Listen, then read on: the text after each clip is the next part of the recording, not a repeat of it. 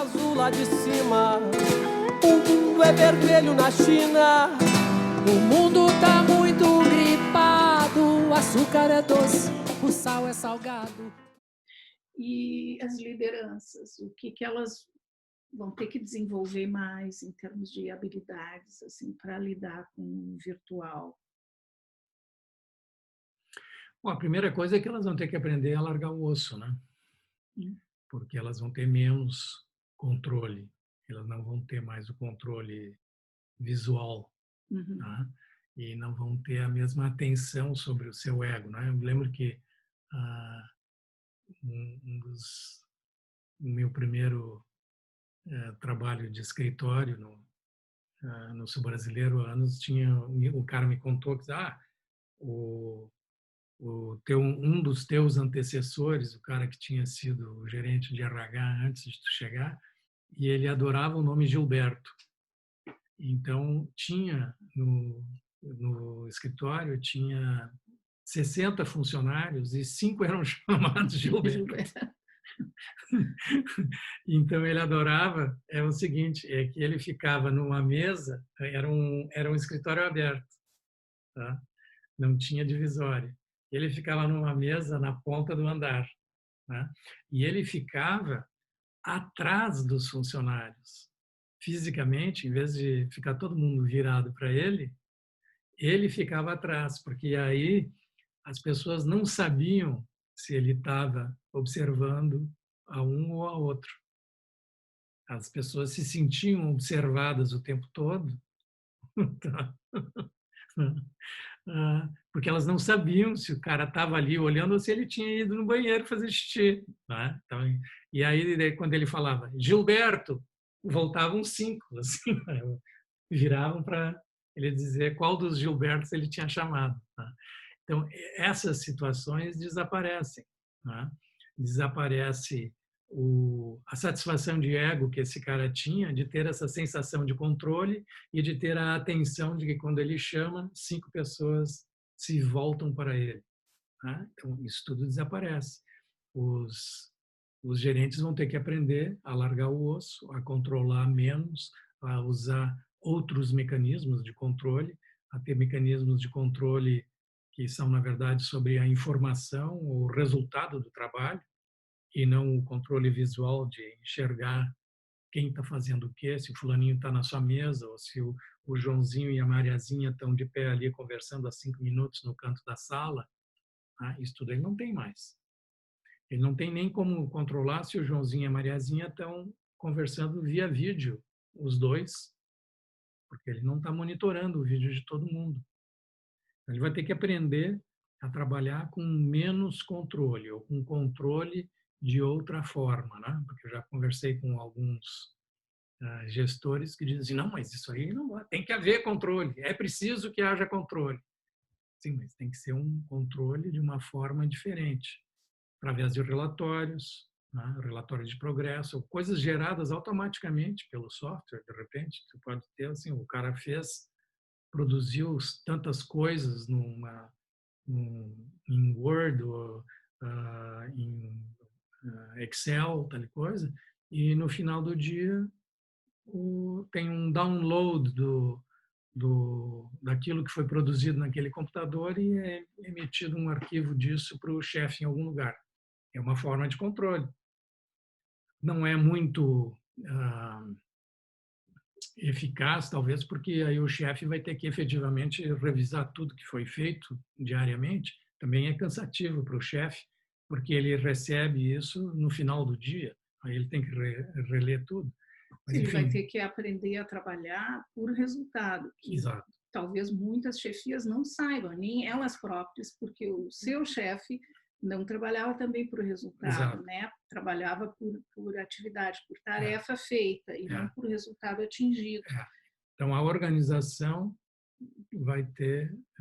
tem a responsabilidade de ensinar os gestores a trabalhar de uma forma diferente. Sim.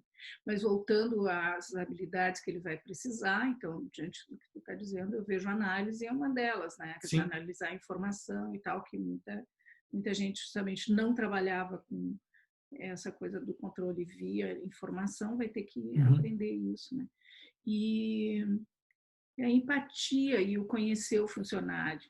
Pois é, isso também vai ser necessário. Em resumo, outro dia eu estava vendo quais são as habilidades necessárias para o século XXI, né, e torce, torce, torce, torce, e o que sai são dois tipos de coisa. As habilidades hard e soft, né? Uhum.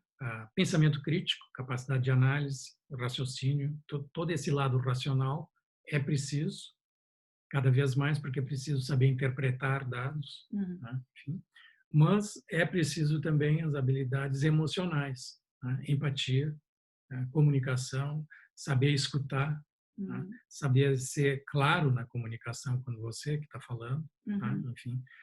E isso tudo o gestor também precisa aprender, e ele precisa aprender mais ainda na situação out of office, porque é mais difícil de fazer isso na situação out of office. Uhum. Mas não é menos necessário, é até mais necessário e é mais difícil de fazer. Tá? Na comunicação, me ocorre assim que na minha experiência, especialmente trabalhando com pessoas de culturas diferentes, Uhum. falar o óbvio, escrever o óbvio, Precisa explicitar. explicitar o óbvio, porque às vezes a gente parte do princípio assim, não, mas isso parece meio óbvio, assim, porque a gente já tinha falado que a reunião vai ser no dia tal, a tal hora, por que eu ainda preciso botar aqui? É no dia tal, que é sexta-feira, a tal hora, com não sei quem, com não sei quem, não sei... Mas tudo que envolve precisa ser bem claro, né? Porque o que para uma pessoa é claro, para outra não é. Justamente o que causa mal-entendidos, né, é tu presumir que tu entendeu o que o outro quer dizer. Né? Entendeu? Entendi, mas na verdade não entendeu. Então vai se Ou precisar. entendeu de uma maneira diferente, Entendeu de uma né, forma diferente, né? do que se Entendeu queria mal. dizer, ou do que... Então vai se precisar treinar as pessoas para sempre checar isso.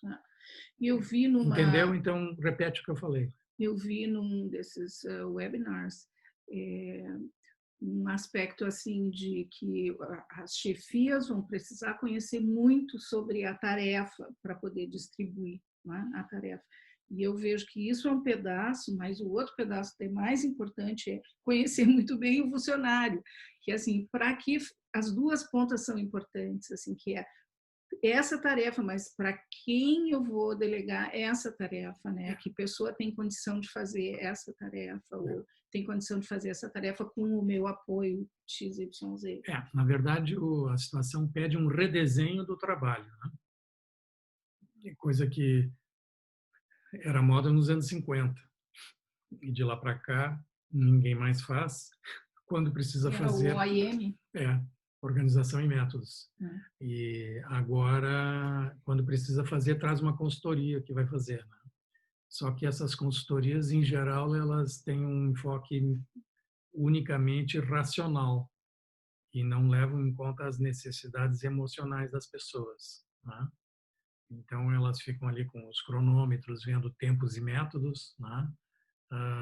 E acham, então, que o sujeito tem 8 horas de trabalho por dia, ele tem que estar produzindo durante as 8 horas do dia, ele pode ter um intervalo de 5 minutos a cada hora para fazer xixi e pronto.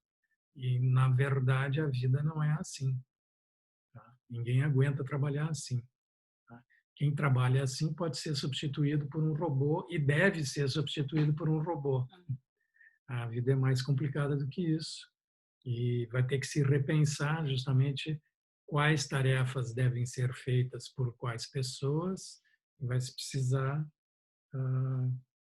redesenhar essa distribuição de tarefas todas, e vai ter que se levar em conta as necessidades emocionais das pessoas ao fazer esse redesenho, senão dá merda. Né?